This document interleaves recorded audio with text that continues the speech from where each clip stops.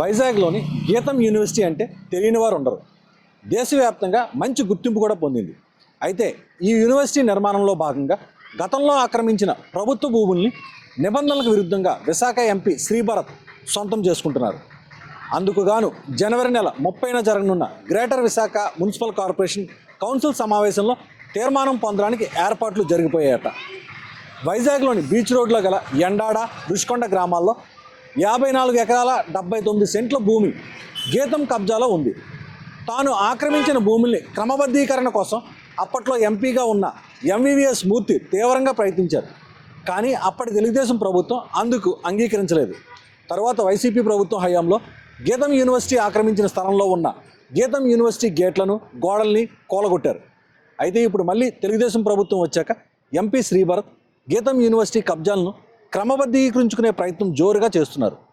శ్రీభరత్ ఏకంగా కొన్ని వేల కోట్ల రూపాయల విలువైన ఆక్రమిత భూముల క్రమబద్ధీకరణకు పావులు కదిపారట. స్వయాన తోడలుడు,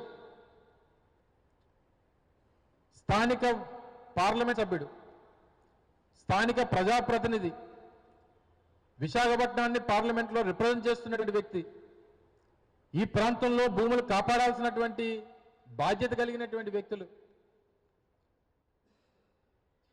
ఈరోజు కొత్తగా 54 ఎకరాల 79 సెంట్ల భూమిని ఋషికొండలో ఉన్నటువంటి గీతం సంస్థ ఆధీనంలో ఉన్నటువంటి ఈ భూమిని రెగ్యులరైజ్ చేయడానికి ఫైల్స్ పుటప్ చేశారు. రేపు 30వ తారీఖున జరుగుతున్నటువంటి, బహుశా నాకు తెలిసి అదే ఆఖరి కౌన్సిల్ సమావేశం అయి ఉంటుంది. రేపు 30వ తారీఖున జరగబోయేటువంటి ఈ కౌన్సిల్ సమావేశంలో దానికి ముందుగా సహజంగా ఎక్కడ ప్రభుత్వ భూమిని రెగ్యులైజ్ చేయాలన్నా చేయడానికి అసలు ఆస్కారమే లేదు. స్థానికంగా ఉన్నటువంటి లోకల్ బాడీస్ తాలూకా తీర్మానాలు ప్రభుత్వానికి అవసరం కాబట్టి రేపు 30వ తారీఖున ఈ సమావేశంలో వారు పెట్టడం జరిగింది.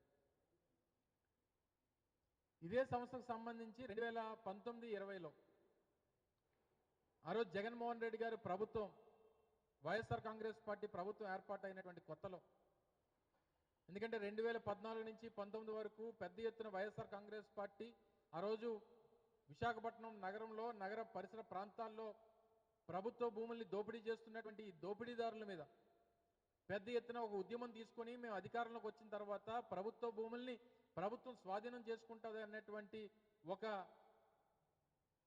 హామీని ఈ ప్రాంత ప్రజలకు ఇచ్చిన తర్వాత 2019-20 సంవత్సరంలో మేము అధికారంలోకి వచ్చినప్పుడు ఇదే గీతం సంస్థ ఆధీనంలో ఉన్నటువంటి భూముల్ని, ప్రభుత్వ భూముల్ని ప్రభుత్వం రెవెన్యూ డిపార్ట్మెంట్ టేక్ ఓవర్ చేసుకునేటువంటి పరిస్థితి వచ్చినప్పుడు పెద్ద గగ్గోలు పెట్టారు. కొన్ని భూములు అయితే అన్యూజ్డ్గా ఏవైతే వారి ఆధీనంలో ఉన్నాయి, కొన్ని భూములు అయితే వారి ఆధీనంలో ఉండి ఆధీనంలో ఉన్నటువంటి ప్రభుత్వ భూముల్లో బిల్డింగ్లు కట్టినటువంటి, భవనాలు కట్టినటువంటి భూములు కొంత.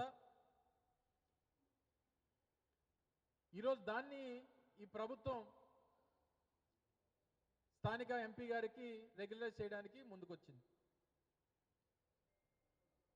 అలా మొట్టమొదటిగా నేను అనేది ఏంటంటే రెగ్యులరైజేషను, ఈ లోకల్ బాడీస్లో అప్రూవల్ ఇవన్నీ పక్కన పెట్టి అసలు 54 ఎకరాల 79 సెంట్లు మా పరిధిలో, మా అధీనంలో ఉంది అని చెప్పి ముందు లెటర్ పెట్టినప్పుడే,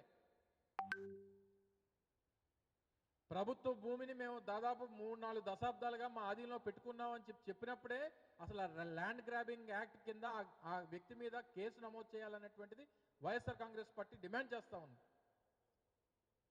నువ్వు చేసినటువంటి ఈ ల్యాండ్ గ్రాబింగ్, ఒక 50 గజాల భూమిని ఒక ప్రైవేట్ వ్యక్తో, ఒక పేదవాడో, ఒక భూమి లేనటువంటి ఒక నిరుపేదో ఒక చిన్న పాకేసుకుంటేనే ఊరుకొని ఈ ప్రభుత్వాలు ఏకంగా 54 ఎకరాలు దాదాపు 5,000 కోట్ల రూపాయలు విలువైనటువంటి భూమిని ఈరోజు తెలుగుదేశం పార్టీకి సంబంధించినటువంటి, అధికార పార్టీకి సంబంధించినటువంటి ఎంపీ సంస్థకు సంబంధించినటువంటి ఆధీనంలో ఉందనంటే, దాన్ని ఈరోజు మళ్ళీ తిరిగి రెగ్యులరైజ్ చేయడానికి ప్రభుత్వం ముందుకొచ్చిందనంటే ఇది ప్రభుత్వ ఆస్తి అనుకున్నారా, ప్రజల ఆస్తి అనుకున్నారా?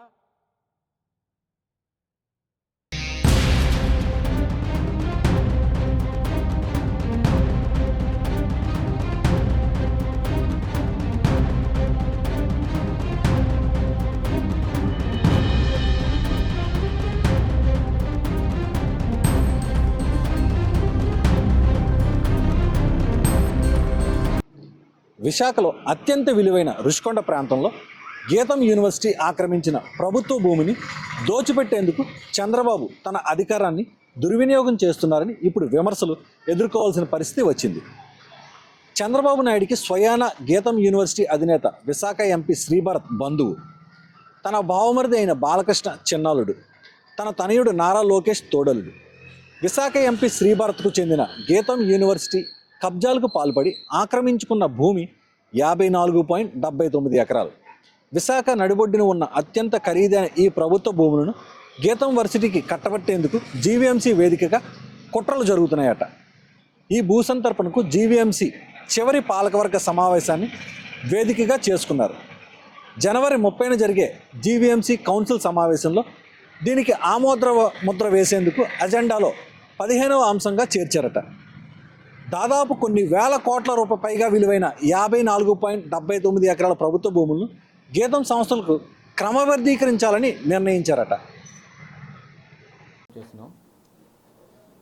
విశాఖపట్నం రూరల్ మండలం జీవీఎంసీ మధురవాడ జోన్ పరిధిలో ఉన్నటువంటి ఎండాడ రుషికొండ గ్రామ తాలూకా భూముల్ని సుమారు 54 ఎకరాల 79 సెంట్ల భూమి.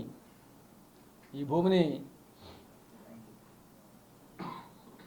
గీతం యాజమాన్యం ఎంపీ భరత్ కబ్జా చేశారు.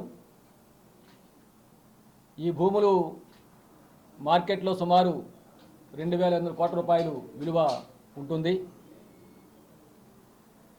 ఈ భూముల్ని క్రమబద్ధీకరణ చేయడం కోసం ఈ నెల 30వ తేదీన జీఎంసీ కౌన్సిల్ సమావేశం జరగబోతూ ఉంది. ఈ కౌన్సిల్ సమావేశంలో 15వ నెంబర్ పాయింట్గా అంశంగా ఎజెండాలో పొందుపరిచారు. ఈ భూదోపిడీని వెంటనే ఆపాలి. జీఎంసీ కమిషనర్ గారు తక్షణమే జీఎంసీ కౌన్సిల్ ఎజెండా నుండి దీన్ని తొలగించాలి. రాష్ట్ర ప్రభుత్వం వెంటనే జోక్యం చేసుకొని ఈ భూములను స్వాధీనం చేసుకోవాలని సిపిఎం పార్టీ డిమాండ్ చేస్తూ ఉంది. 2011లో సుప్రీంకోర్టు తీర్పు ఇచ్చింది. దీని ప్రకారం స్థానిక సంస్థల పరిధిలో ఉన్నటువంటి భూముల్ని ప్రైవేట్ వ్యక్తులకు ఇవ్వడానికి వీలు లేదు. అదేవిధంగా 2011లో నాటి రాష్ట్ర ప్రభుత్వం రెవెన్యూ శాఖ జీవో నెంబరు 571 విడుదల చేసింది. ఈ జీవో ప్రకారం ప్రభుత్వ భూముల్ని ప్రైవేట్ వ్యక్తులకి కట్టబెట్టకూడదు. ప్రభుత్వం ప్రజల భూములకి ట్రస్టీగా ఉండాలి, రక్షించాలి, ప్రభుత్వ బాధ్యత అది. కానీ సుప్రీంకోర్టు ఆదేశాలని, తీర్పుల్ని, ప్రభుత్వం ఇచ్చినటువంటి ప్రభుత్వ జీవోల్ని ప్రభుత్వమే ఉల్లంఘించి ఎంపీ తాలూకా భూముల్ని రెగ్యులైజేషన్ చేయడం కోసం పూనుకోవడం చెప్పినది ఈ దుర్మార్గ విషయంగా సిపిఎం పార్టీ భావిస్తూ ఉంది. ఎన్నికల ముందు టీడీపీ, జనసేన, బీజేపీ కూటమి నేతలు ఏం చెప్పారు? రాష్ట్రంలో భూదోపిడీ పెరిగిపోయింది, మాకు అధికారం ఇవ్వండి, మేము భూముల్ని రక్షిస్తామని చెప్పని ప్రజలకు హామీ ఇచ్చారు. ప్రజలు నమ్మి ఓట్లు వేసి గెలిపించారు.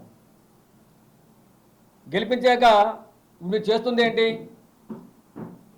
టీడీపీ ఎంపీ సంబంధించిన భూముల్ని రెగ్యులైజ్ చేయడం కోసం మీరు పూనుకుంటున్నారు, దోచిపెట్టడం కోసం సిద్ధపడతా ఉన్నారు. ఎందుకైనా ప్రజలు మిమ్మల్ని ఓటేసి గెలిపించదని చెప్పని సిపిఎం పార్టీ మేము ప్రశ్నిస్తూ ఉన్నాం.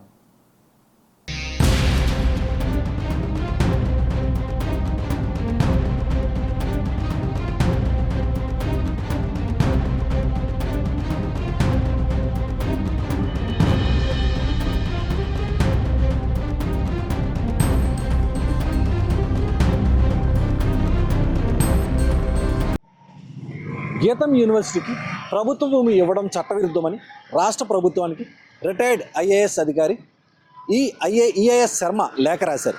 విశాఖపట్నం రూరల్ మండలం రుషికొండ, ఎండాడ గ్రామాల్లో అత్యంత విలువైన 54.79 ఎకరాల ప్రభుత్వ భూమిని గీతం యూనివర్సిటీకి ఉదారంగా సమర్పించడం చట్టవిరుద్ధమని రిటైర్డ్ ఐఏఎస్ అధికారి, కేంద్ర ప్రభుత్వ పూర్వ కార్యదర్శి ఈఐఎస్ శర్మ స్పష్టం చేశారు.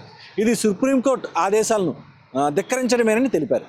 ఈ ప్రతిపాదనను తక్షణమే వెనక్కి తీసుకోవాలని, బాధ్యులైన అధికారులు నాయకులపై చర్యలు తీసుకోవాలని రాష్ట్ర ప్రభుత్వాన్ని కోరారు. ఈ మేరకు ఆయన రాష్ట్ర రెవెన్యూ శాఖ ప్రత్యేక ప్రధాన కార్యదర్శి సాయి ప్రసాద్, భూ పరిపాలనా ప్రధాన కమిషనర్ జయలక్ష్మికి వేరువేరుగా లేఖలు కూడా రాశారు.